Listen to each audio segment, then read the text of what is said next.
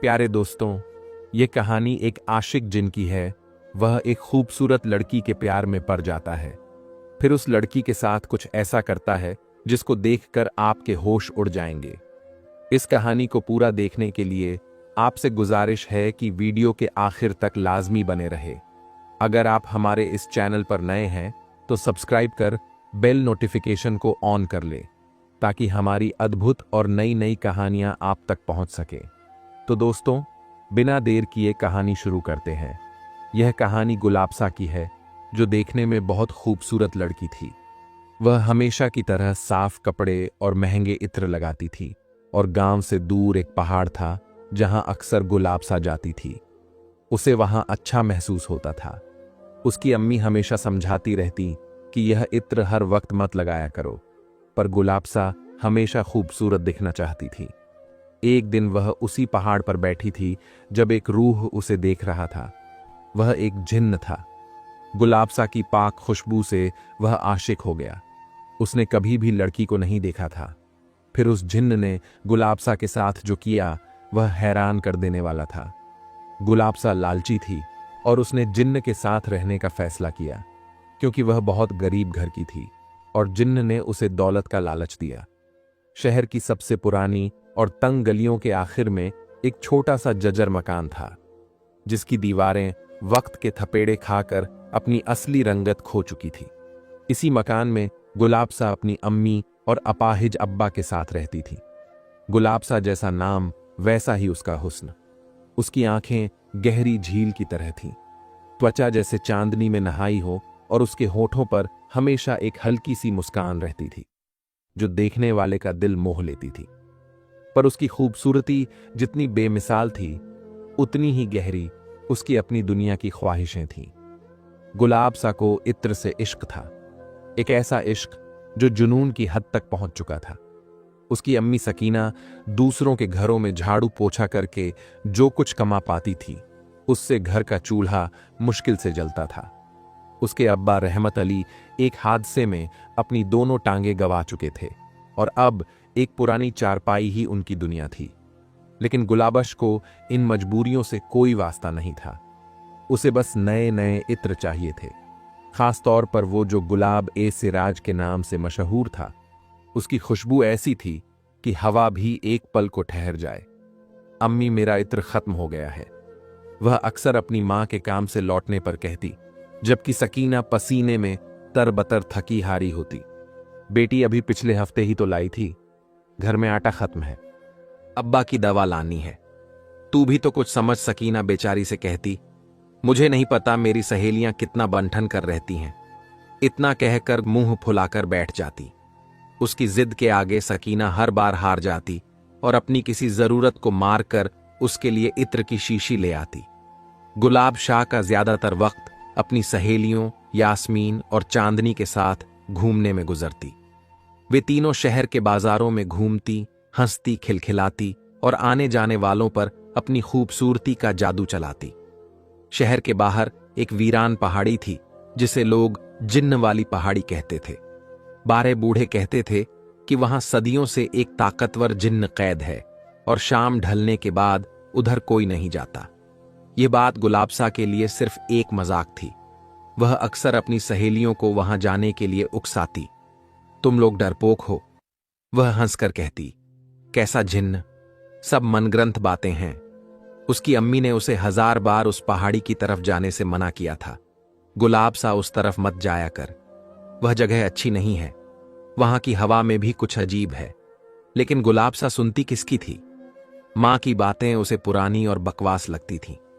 एक दिन दोपहर में जब सूरज आग उगल रहा था, गुलाबसा ने अपनी सहेलियों से शर्त लगाई कि वह पहाड़ी के सबसे ऊंचे पत्थर को छू कर आएगी।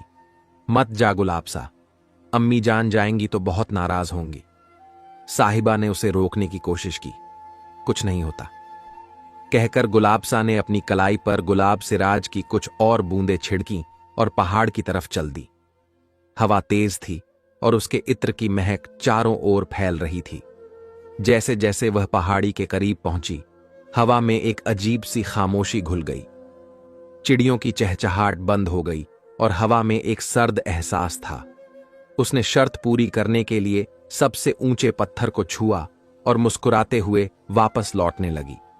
उसे नहीं पता था कि उसके इत्र की मदद होश कर देने वाली खुशबू हवा के साथ उस पहाड़ी की सदियों पुरानी दरारों में समा गई थी, जहां कुछ जाग रहा था, कुछ ऐसा जो हजारों साल से एक ऐसी ही खुशबू का इंतजार कर रहा था। उस रात जब गुलब शाह सो रही थी तो उसे लगा जैसे कोई उसके कानों में फुसफुसा रहा है। क्या नाम है तुम्हारा ए खुशबू की मलिका? उसने घबराकर अपनी आंखें खोली। कमरे में कोई नहीं था, लेकिन हवा में गुलाबश के साथ साथ एक और अनजानी, पुरानी और ताकतवर महक घुली हुई थी। गुलाबसा का दिल जोर जोर से धड़कने लगा। यह सिर्फ एक शुरुआत थी, एक ऐसे तूफान की जो उसकी जिंदगी को हमेशा के लिए बदलने वाला था। उस रात के बाद से गुलाबसा की जिंदगी में अजीब घटनाएं होने लगीं। जब वह अकेली होती तो उसे अपने नाम की फुसफुसाहट सुनाई देती। उसके कमरे में रखी इत्र की शीशियां अपने आप थोड़ी खाली हो जाती। कभी कभी आईने में उसे अपनी परछाई के पीछे एक धुंधला साया नजर आता जो पलक झपकते ही गायब हो जाता। शुरुआत में उसने इसे अपना वहम समझा, लेकिन डर अब धीरे धीरे उसके दिल में घर बना रहा था। वह अपनी सहेलियों के साथ बाहर जाती तो उसे महसूस होता कि कोई उस पर नजर रखे हुए है। एक अदृश्य शक्ति हर पल उसके साथ चलती थी। एक शाम जब वह बाजार से लौट रही थी तो अचानक हवा का एक तेज झोंका आया और उसके कानों के पास किसी ने फुसफुसाया, तुम सिर्फ मेरी हो गुलाबसा, गुलाबसा। चीखते चीखते बची। वह भागकर घर पहुंची और हांफते हुए दरवाजा बंद कर लिया। उसका चेहरा डर से सफेद पड़ चुका था। उसकी अम्मी सकीना ने उसकी हालत देखी तो परेशान हो गई। क्या हुआ बेटी, इतनी डरी हुई क्यों है? कुछ नहीं अम्मी। वह झूठ बोल गई। वह कैसे बताती कि एक जिन उसके पीछे पड़ गया है? कोई उसकी बात पर यकीन नहीं करता। अगली रात जब पूरा घर गहरी नींद में था, गुलाब शाह के कमरे में वही चंदन और रेत की मिलीजुली महक तेजी से फैली। उसकी आंख खुली तो उसने जो देखा उससे उसकी रूह कांप गई। उसके बिस्तर के सामने हवा में एक साया बन रहा था। धीरे धीरे उस साये ने एक इंसानी शक्ल ले ली। वो एक लंबा, ताकतवर और बेहद खूबसूरत नौजवान था। उसकी आंखें अंगारों की तरह दहक रही थीं और उसके चेहरे पर एक ऐसी कशिश थी जो खौफ पैदा करती थी। कौन हो तुम? गुलाबसा की आवाज कांप रही थी। मैं वो हूं जिसे तुम्हारी खुशबू ने जगाया है। उस शख्स की आवाज गहरी और रौबदार थी। मेरा नाम अलादीन है। मैं एक जिन्न हूं और तुम्हारी खुशबू का दीवाना हो गया हूं। गुलाबसा का खून जम गया। मुझसे क्या चाहते हो? तुमसे निकाह करना चाहता हूं। अलादीन ने बड़ी सहजता से कहा, तुम इस दुनिया में गरीब हो। मैं तुम्हें इस गरीबी से निकालकर अपनी दुनिया के मालकिन बनाऊंगा। तुम्हें दौलत, हीरे जवाहरात, महल जो तुम चाहोगी वो तुम्हारे कुदमों में होगा। नहीं, यह नहीं हो सकता। चले जाओ यहां से। गुलाब शाह ने चिल्लाकर कहा। अलादीन हंसा। उसकी हंसी कमरे में गूंज उठी। इतनी आसानी से नहीं। खुशबू की मल्लिका, तुम अब मेरी किस्मत का हिस्सा बन चुकी हो। यह कहकर वह धुएं में बदला और खिड़की से बाहर निकल गया। अब अलादीन उसे हर जगह दिखने लगा। कभी उसकी परछाई में, कभी आईने में, तो कभी सड़कों पर चलते हुए अचानक उसके सामने आकर खड़ा हो जाता। गुलाब शाह का खाना पीना, हंसना बोलना सब बंद हो गया। उसका खूबसूरत चेहरा मुरझाने लगा। उसकी सहेलियों ने भी यह बदलाव महसूस किया। क्या बात है गुलाबसा, तू हर वक्त खोई खोई सी क्यों रहती है? यास्मीन ने एक दिन पूछा। गुलाबसा और बर्दाश्त नहीं कर सकी। वह फूट फूट कर रो पड़ और अपनी सहेलियों को सारी हकीकत बता दी। जब उसकी सहेलियों ने यह बात सुनी तो उनके होश उड़ गए। यह बहुत खतरनाक है, यास्मीन ने डरते हुए कहा। जिन्न का इश्क जानलेवा होता है गुलाबसा, वो किसी भी हद तक जा सकता है। तुम्हें इससे पीछा छुड़ाना ही होगा। पर कैसे? गुलाबसा ने रोते हुए पूछा। वो कहीं नहीं जाता। उसी रात अलादीन फिर उसके कमरे में आया। इस बार उसके हाथ में एक मखमली डिबिया थी। उसने उसे खोला तो अंदर एक ऐसा हार था जिसे देखकर आंखें चौंधियां आ जाएं। उसमें जड्डे हीरे तारों की तरह चमक रहे थे। यह तुम्हारे लिए है, अलादीन ने कहा। यह तो बस एक छोटा सा तोहफा है। सोचो, जब तुम मेरी मलिका बन जाओगी तो तुम्हारे पास क्या कुछ नहीं होगा। गुलाब सा की नजरें उस हार पर जम गईं। वह हमेशा से ऐसी ही जिंदगी चाहती थी। एक पल के लिए वह जिन्न का खौफ भूल गई। उसके दिल में लालच की एक छोटी सी चिंगारी सुलग उठी। गरीबी और तंगाली में जीते जीते वह थक चुकी थी। क्या यह जिंदगी बदलने का एक मौका था? अलादीन उसकी आंखों में झांक कर मुस्कुराया। वह जानता था कि इंसान की सबसे बड़ी कमजोरी क्या होती है। सोच लो गुलाब सा, उसने कहा। एक तरफ यह जजर मकान और तुम्हारी मां की मजबूरी, और दूसरी तरफ मेरी सल्तनत और बेपनाह दौलत। फैसला तुम्हारा है। गुलाब सा एक कशमकश में पड़ी हुई रह गई। डर और लालच के बीच एक जंग छिड़ा चुकी थी। उसने एक अजीब फैसला किया। उसने सोचा कि क्यों ना वह इस जिन्न की दौलत का फायदा उठाए और फिर कोई रास्ता निकालकर उससे पीछा छुड़ा ले। मुझे सोचने के लिए वक्त चाहिए। गुलाब शाह ने हिम्मत करके कहा। अलादीन की आंखों में जीत की चमक थी। जितना चाहो उतना वक्त लो, लेकिन याद रखना, मेरा जवाब सिर्फ हां है। उस रात गुलाब सा उस हीरे के हार को देखती रही। उसकी चमक में उसे अपनी गरीबी का अंधेरा मिटता हुआ नजर आ रहा था, लेकिन वह यह नहीं देख पा रही थी कि इस चमक के पीछे एक बहुत खतरनाक खतरा छिपा हुआ है। एक ऐसा राज जो उसकी अपनी ही मां की यादों में दफन था। गुलाब शाह ने जब अपनी सहेलियों को अपने फैसले के बारे में बताया तो वे हैरान रह गई। तेरा दिमाग खराब हो गया है क्या? यास्मीन चिल्लाई। तू उस जिन्न की दौलत के लालच में आ रही है। वो जिन्न है, इंसान नहीं। वो तुझे अपनी दुनिया में ले जाएगा और फिर तू कभी वापस नहीं आ पाएगी। मैं सिर्फ उसका फायदा उठाऊंगी। गुलाब सा ने दलील दी। कुछ दौलत लेकर मैं अपनी अम्मी और अब्बा की जिंदगी बेहतर करूंगी और फिर उससे पीछा छुड़ाने का कोई तरीका ढूंढ लूंगी। कोई तरीका नहीं होता, गुलाब शाह बी ने उसे समझाते हुए कहा। उनकी दुनिया के कानून अलग होते हैं। एक बार तूने हां कर दी तो तू हमेशा के लिए उसकी कैदी बन जाएगी। लेकिन गुलाब शाह पर लालच का पर्दा पड़ चुका था। वह अपनी सहेलियों की बातों को अनसुना कर रही थी। अलादीन रोज उसके लिए नए नए तोहफे लाता, कभी सोने की अशर्फियां, कभी कीमती पत्थर, तो कभी रेशम के लिबास। गुलाब सा उन्हें चुपके से अपनी संदूक में छिपा देती। घर के हालात बदलने लगे थे। अब्बा के लिए बेहतर दवाइयां आ रही थीं और घर में अच्छा खाना पक रहा था। सकीना यह सब देखकर हैरान थी। बेटी, यह सब कहां से आ रहा है? उसने एक दिन पूछ ही लिया। मेरी एक सहेली के घर शादी है, उन्होंने मुझे यह सब दिया है। गुलाब सा ने एक और झूठ बोला।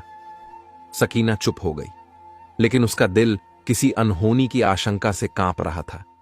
उसे अपनी बेटी की आंखों में वह पुरानी चमक नहीं, बल्कि एक अजीब सा डर और लालच का मिश्रण दिखता था। एक दिन जब सकीना गुलाब सा के कमरे की सफाई कर रही थी तो उसकी नजर संदूक के नीचे पड़ी एक छोटे से झुमके पर पड़ी। वो झुमका ऐसा था जैसा उसने अपनी जिंदगी में कभी नहीं देखा था। उसे हाथ में लेते ही सकीना को एक अजीब सा झटका लगा। उस झुमके से वही अनजानी पुरानी महक आ रही थी। चंदन और रेगिस्तान की रेत जैसी सकीना का दिल बैठ गया। उसने यह महक पहले भी महसूस की थी। बरसों पहले जब वह खुद एक छोटी बच्ची थी। उसकी मां यानी गुलाब सा की नानी उसे अक्सर उस जिन्न वाली पहाड़ी की तरफ देखने से भी मना करती थी।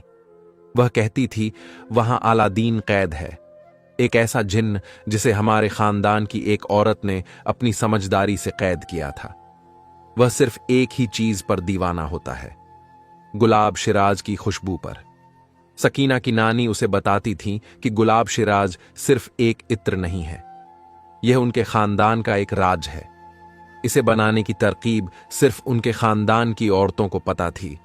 उसमें गुलाब की पंखुद्दियों के साथ एक ऐसा खास फूल भी मिलाया जाता था जो सिर्फ उसी पहाड़ी की तलहटी में साल में एक बार खिलता था।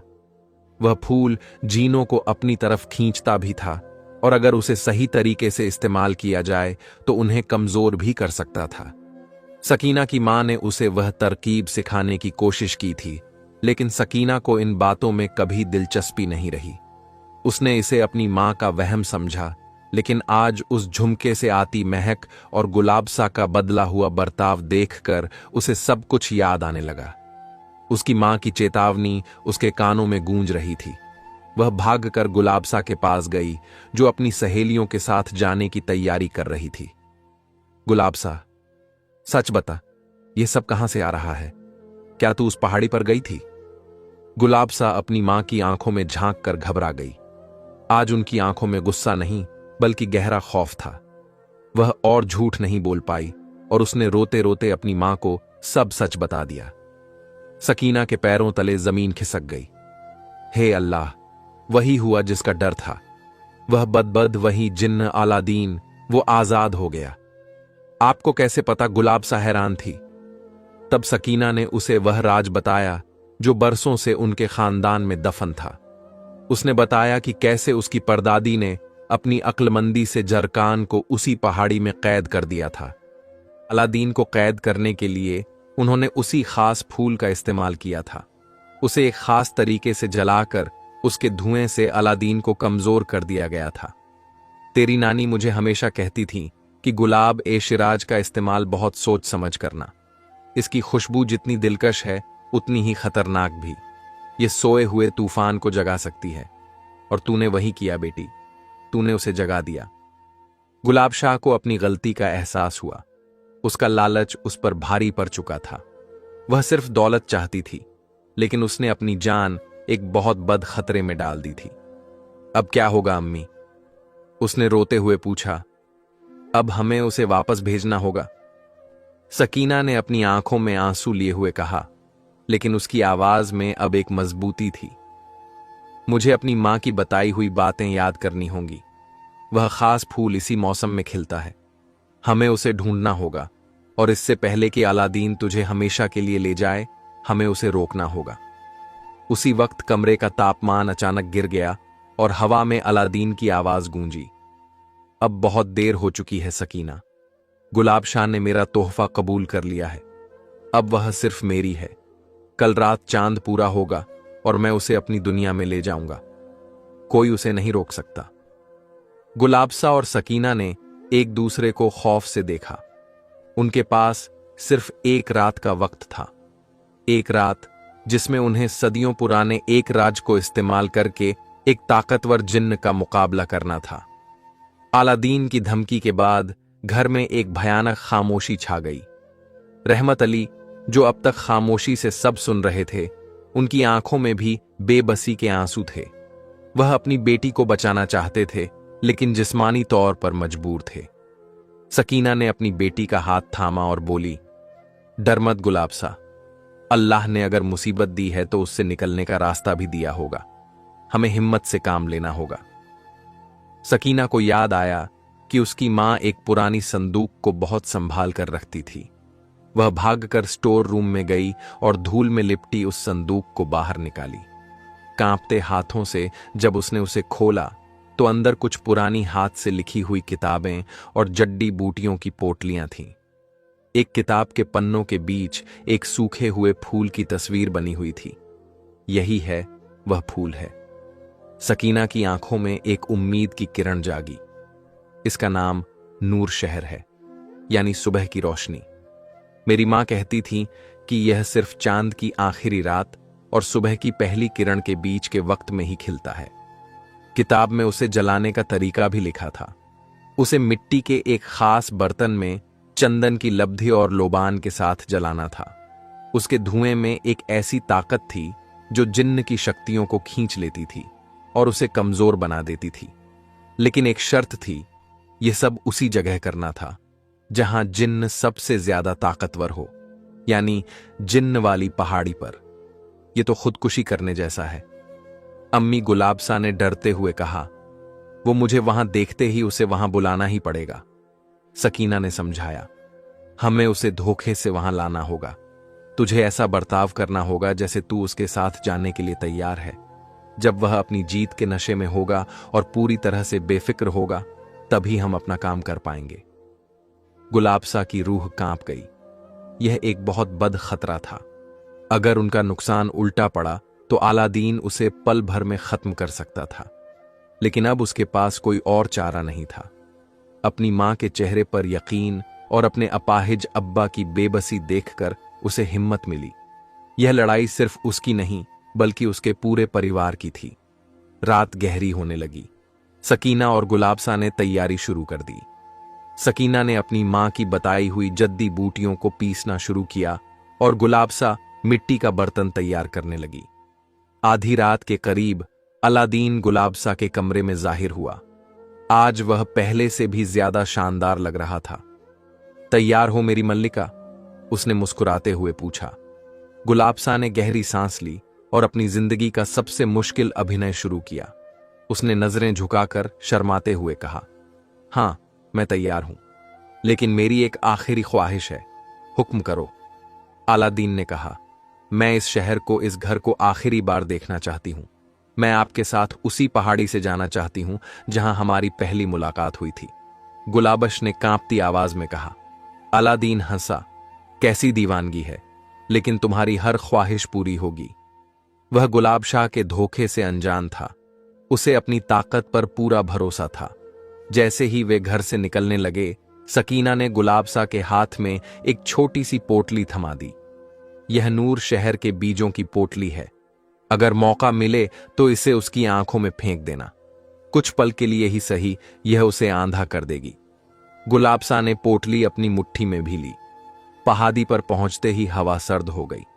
चांद अपनी पूरी आबो ताबा के साथ चमक रहा था और उसकी रोशनी में पहाड़ और भी भयानक लग रहा था। अलादीन ने अपना हाथ आगे बढ़ाया। चलो, अब वक्त हो गया है। गुब्सा का दिल जोर जोर से धड़क रहा था। उसने देखा कि कुछ दूरी पर एक बड़े पत्थर के पीछे सकीना मिट्टी का बर्तन और आग जलाने का सामान लिए छिपी हुई है। एक पल गुलाबसा ने कहा और अलादीन की तरफ घूमी। उसने अपनी आंखों में आंसू भरकर कहा, मैं हमेशा से खूबसूरत दिखना चाहती थी, दौलत चाहती थी। आपने मुझे सब कुछ दिया। मैं बस आपका चेहरा एक बार जी भर कर देखना चाहती हूं। अलादीन उसकी इस अदा पर फिदा हो गया। वह मुस्कुराता हुआ उसकी ओर करीब आ गया। यही मौका था। गुलाब शाह ने पूरी ताकत से अपनी मुट्ठी में बंद पोटली के बीज अलादीन के आंखों में फेंक दिया। दोस्तों, इस कहानी के आखिर तक देखना चाहते हैं तो कमेंट करें और कमेंट बॉक्स में बताएं कि यह वीडियो आपको कैसा लगा। वीडियो को लाइक और चैनल को सब्सक्राइब और अपने दोस्तों के साथ शेयर करना न भूलें। मिलते हैं पार्ट 2 के साथ।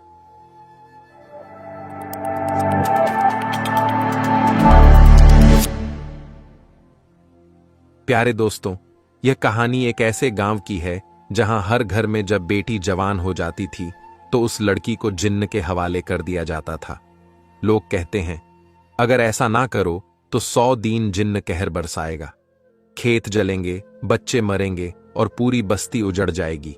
लेकिन कभी किसी ने यह नहीं पूछा कि आखिर यह जिन्न कौन है, क्यों जवान बेटियां ही उसकी भूख है और क्यों पूरा गांव एक खौफ के आगे सजदा कर बैठा है। किसी को पता नहीं था कि आखिर वह लड़की के साथ क्या करता होगा, क्योंकि जब भी कोई लड़की उस जिन्न से घर लौटती उसे कुछ याद नहीं होती थी। वह लड़की किसी से बात भी नहीं करती थी और 2 से 3 दिन के बाद उसकी इंतकाल हो जाती थी। बदरपुर गांव के लोग सुबह जल्दी उठते, खेतों में मेहनत करते, मस्जिद में नमाज पढ़ते और फिर शाम को अपने अपने घरों में बंद हो जाते थे। यह गांव बाहर से बहुत शरीफ और धार्मिक नजर आता था, लेकिन इस शराफत के पीछे एक ऐसा डर छुपा था जो रूह तक जकड़ ले। गांव की गलियों में बच्चे खेलते थे, लेकिन जैसे ही कोई कहता, अरे उस घर में आज लड़की पैदा हुई है, लोग बधाई नहीं देते थे। मां की मुंह से बस यही निकलता, या अल्लाह, यह क्या कर डाला तूने। क्योंकि गांव में सब जानते थे कि लड़की का जवान होना के बाद उस जिन्न की बंदगी में चला जाना होता था। कोई कुछ कहता नहीं था। हर कोई इस नियम को चुपचाप मानता था, जैसे यह कोई तकदीर का हिस्सा हो। एक बार हाशिम अली नाम का एक गरीब दर्जी, जिसने अपनी बेटी शहनाज को दिन रात कुरान पढ़ाया, तालीम दिलाई और बचपन से ही यह ठान लिया कि मैं अपनी बेटी को किसी जिन्न के आगे नहीं झुकने दूंगा। शहनाज की सगाई उसने अपने रिश्तेदार के बेटे से तय कर दी। निकाह की तारीख रखी गई, लेकिन ऐन उस रात शहनाज की जुबान चली गई। वह सिर्फ दीवारों को घूरती थी। आंखें खुली थीं, लेकिन अंदर कुछ नहीं बचा था। 3 दिन बाद जब मुंह से खून आया तो वह आखिरी बार कुछ फुसफुसाई, वो मेरे अंदर है अब्बा, और उसकी मौत हो गई। लोग हाशिम अली को पागल कहते थे, कुछ कहते उसने जिन्न की मर्जी के खिलाफ जाकर अपनी बेटी को मार दिया। कई और परिवारों ने कभी धीरे से विरोध किया, किसी ने भागकर बेटी को रिश्तेदारों के घर भेजा, पर लड़की हमेशा वापस लौटती गुमसुम टूटी हुई, और फिर कुछ ही महीनों में उसकी मौत हो जाती। गांव के बड़े बुजुर्ग यह मान चुके थे कि यह अल्लाह का नहीं, किस्मत का दस्तूर है, और किस्मत से कोई नहीं लड़ता। मस्जिद के इमाम साहब भी इस पर कभी दुआ नहीं करते थे। उनका कहना था, जब अल्लाह ने यह हालात बनाए हैं तो इसमें कोई हिकमत जरूर होगी। यह धार्मिक चुप्पी, मर्दों की खामोशी और औरतों की बेबसी तीनों मिलकर उस जिन्न के लिए एक आदर्श व्यवस्था बन गई थी। लोग अपने बेटों को डॉक्टर बनाना चाहते थे, लेकिन बेटियों को बस एक हंसता हुआ जनाजा बनाकर विदा करना ही उनकी सोच थी। हर लड़की के जवान होते ही मां बाप के चेहरे पीले पड़ जाते। उनकी आंखों में बेटी की शादी का ख्वाब नहीं, बेटी की मौत का हिसाब होता था। गांव में अगर कोई लड़की ज्यादा हंसती, ज्यादा बोलती या तेज दिखती तो उसे डांट कर चुप कर दिया जाता। इतनी हंसी मत हंसाकर जिन्न को खबर हो जाएगी। यह समाज सैयद दीन से ज्यादा खतरनाक था, क्योंकि वह साया तो रूहों पर हमला करता था, पर यह लोग जिंदा लाशें बना रहे थे। चुप रहकर, देखकर, सहकर बदरपुर की तंग गलियों में एक घर था, मिट्टी का बना हुआ, पर दीवारों पर रंग बिरंगी चूने की लकीरें, जैसे किसी मां ने अपनी बेटी के बचपन को संजो रखा हो। वहां रहती थी समीरा, 17 साल की एक लड़की, बड़ी नर्म मिजाज, सबकी मदद करने वाली और मां की लाडली। जब समीरा छत पर बैठकर अपनी सहेलियों से बात करती तो उसकी हंसी में पूरे गांव की रौनक होती थी। लेकिन जैसे ही वह 18 की हुई, उसकी मां ज़ैनब बीवी की आंखों से हंसी गायब हो गई। वो जानती थी अब उनका इम्तिहान शुरू हो चुका है। एक रात जब समीरा सो रही थी तो नींद में उसका चेहरा पीला हो गया। पसीना पसीना उठकर खड़ी हुई, पर उसके होंठ सिलेले थे और आंखों में डर समंदर बन चुका था। उसने कुछ नहीं कहा, बस कोने में बैठ गई। मां ने झिंझोड़कर पूछा, बेटी क्या देखा तूने? समीरा ने धीरे से कहा, वो आया था। उसने कहा, अब तू मेरे पास आ जा।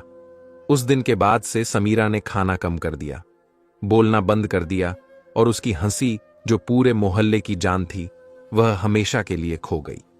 ज़ैनब बीवी और समीरा के अब्बा हाफिज सलीम ने लाख दुआ की, हर मौलवी से झाड़ फूंक करवाई, लेकिन कोई असर नहीं हुआ। फिर जब वो वक्त आया जिस रात गांव के लोग अपनी बेटी को पीपल के पेड़ के पास छोड़ते थे, उस रात ज़ैनब ने अपनी बेटी को सीने से लगाकर कहा, मुझे माफ कर देना मेरी बच्ची, मैं तुझे बचा नहीं पाई। अगली सुबह समीरा लौट आई, लेकिन वो समीरा नहीं थी। आंखें खोई हुई, होठ नीले और उसके कपड़ों पर धूल थी। 4 दिन बाद वो अपनी खाट पर ही मर गई। उसके मरने से पहले आखिरी शब्द थे, अम्मी मेरी कब्र कुरान के पास खोदना, वहां सुकून मिलेगा। गांव के आखिरी किनारे पर एक और घर था। वहां रहती थी तहमीना, जो पढ़ने में तेज और देखने में परी जैसी थी। मां बाप दोनों किसान थे, गरीब लेकिन खुददार। जब तहमीना के सपनों में वो जिन्न आया, उसने अपनी मां शमीम से कहा, अम्मी मैं उसके पास नहीं जाऊंगी, चाहे जो हो। शमीम ने बहादुरी दिखाई, बेटी को सीने से लगाकर कहा, अगर मेरी बेटी नहीं बचेगी तो मैं भी साथ जाऊंगी। उन्होंने गांव छोड़ने की कोशिश की, लेकिन जिस रात वह निकलने वाले थे, उनकी झोपड़ी में आग लग गई। तहमीना गायब थी। 3 दिन बाद उसका जला शरीर खेतों में मिला। गांव के लोग डर से कांप गए, लेकिन फिर भी चुप रहे। बदरपुर की हर मां जानती थी कि उसकी बेटी कभी ना कभी उस पेड़ तक जरूर पहुंचेगी। हर बाप के दिल में यह डर बैठा था कि क्या मेरी बेटी जिंदा लौटेगी या बस सांस लेती लाश बनेगी। किसी भी घर में जब बेटी जवान होती तो बाप अपने माथे पर हाथ रखकर यही कहता, अब मेरी सबसे प्यारी अमानत भी जाने वाली है। कई माएं अपनी बेटियों की तस्वीरें छुपा लेती ताकि उन्हें देखकर मर ना जाए। कुछ माएं चुपचाप रात को तिलावत करती और कहती, या रब मेरी बेटी को उस जिन्न से नहीं, सिर्फ तेरे पास पहुंचा दे। आखिर वह जिन्न ऐसा क्यों करता था? दरअसल कई सदियों पहले, जब बदरपुर गांव आज जितना पुराना नहीं था, तब वहां एक आदमी बसने आया था। नाम था सैयद अब्दुल्लाह। वह एक तालीम याफ्ता, असरदार और अमीर जमींदार था। उसका चेहरा रोशन और बातें नरम थीं, पर दिल में गुरूर था। आंखों में हवस थी और नीयत में चालाकी थी। उसने गांव के लोगों को अपने एहसान से दबा रखा था। औरतों को ज़कात के बहाने बुलाना, मासूम लड़कियों पर बुरी नजर डालना, यह सब उस दौर में खुलकर कोई कह नहीं पाता था।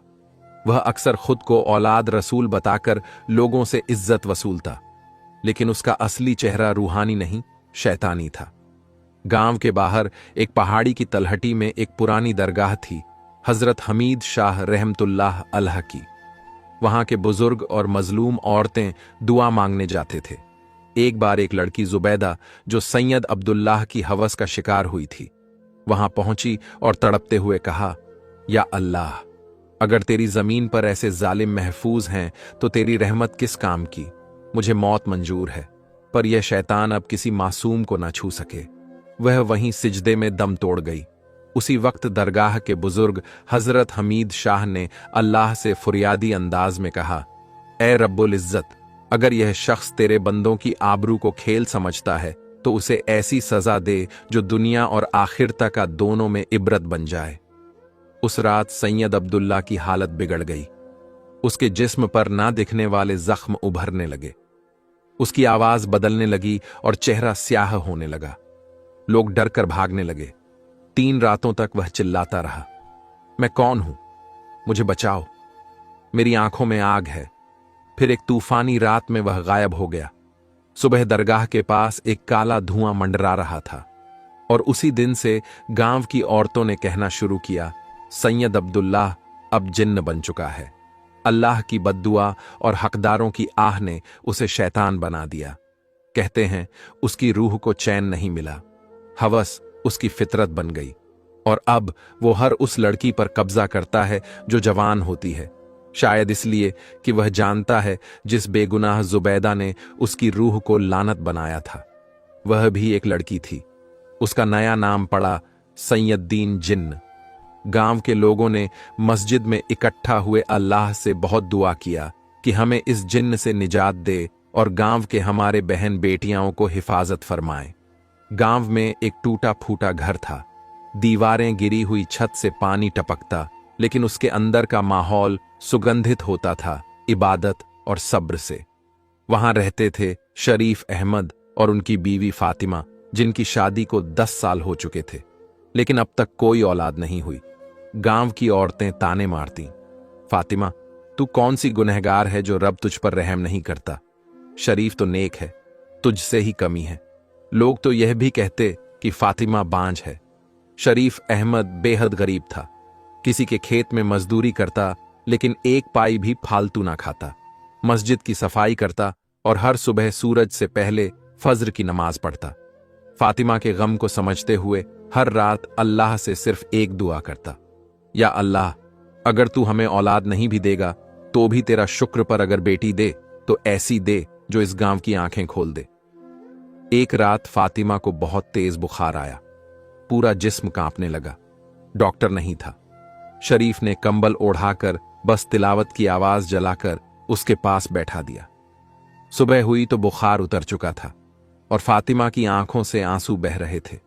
उसने धीरे से कहा, मैंने एक रोशन नूर देखा, एक साया जो कह रहा था, तेरे सब्र को कूल किया गया है। चंद महीनों बाद फातिमा मां बनने वाली थी।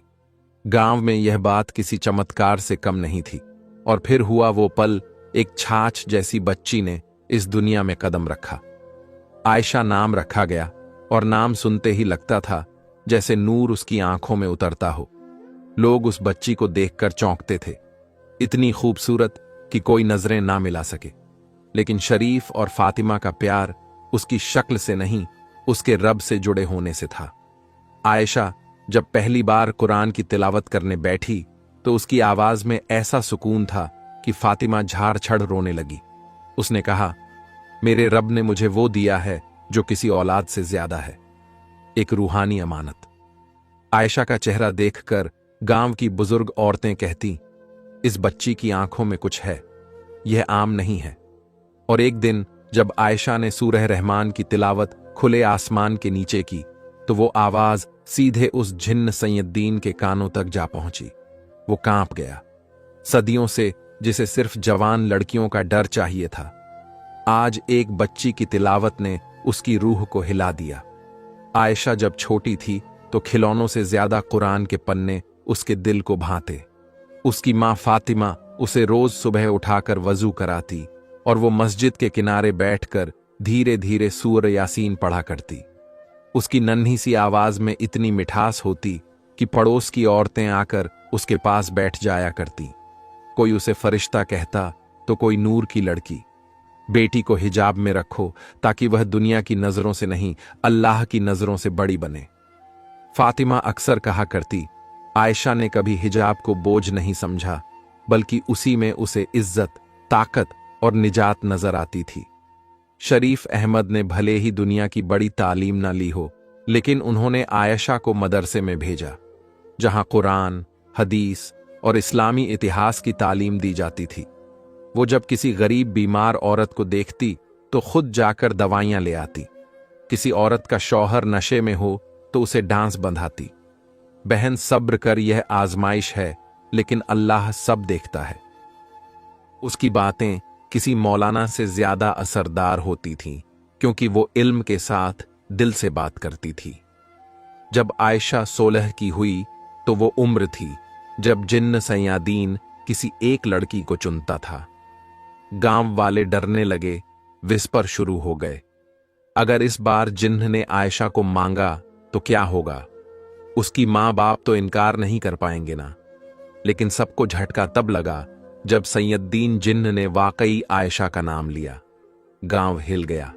लोगों ने कहा, अब आयशा भी चली जाएगी। इतनी पाक लड़की, अफसोस। लेकिन शरीफ अहमद और फातिमा कभी सजदे से नहीं उठे। और आयशा, उसने सिर्फ इतना कहा, मैं अल्लाह की बनी हूं। अगर मैं सच में उसकी हूं तो कोई जिन्न मुझे छू नहीं सकता। आयशा किसी तलवार के साथ नहीं, तस्बीह और कुरान के साथ खड़ी होती है। उसकी तिलावत, उसकी नमाजें और उसके आंसू ही उसकी ढाल है। मैं जिन्न से नहीं डरती, क्योंकि मैं उस अल्लाह की बंदी हूं जो जिन्हों का भी मालिक है। रात गहरी थी।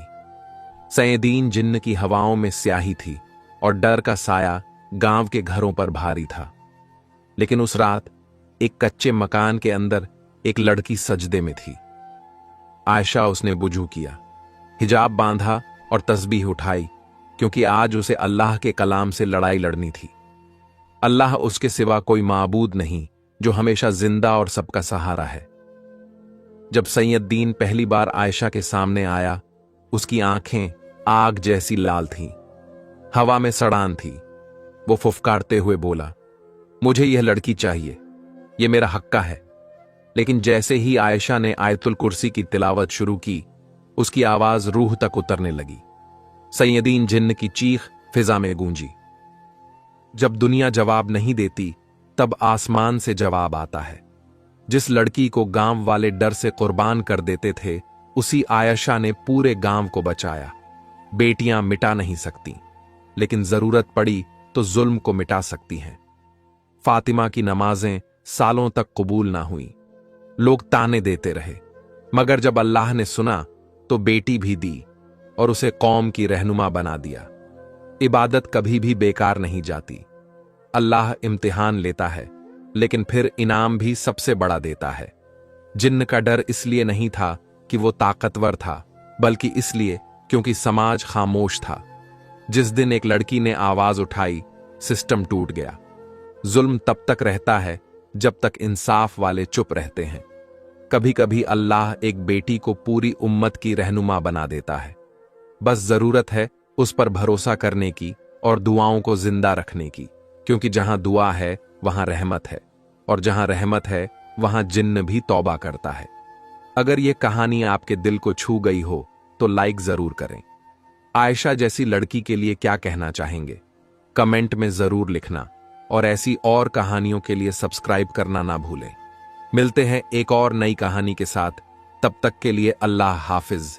दोस्तों,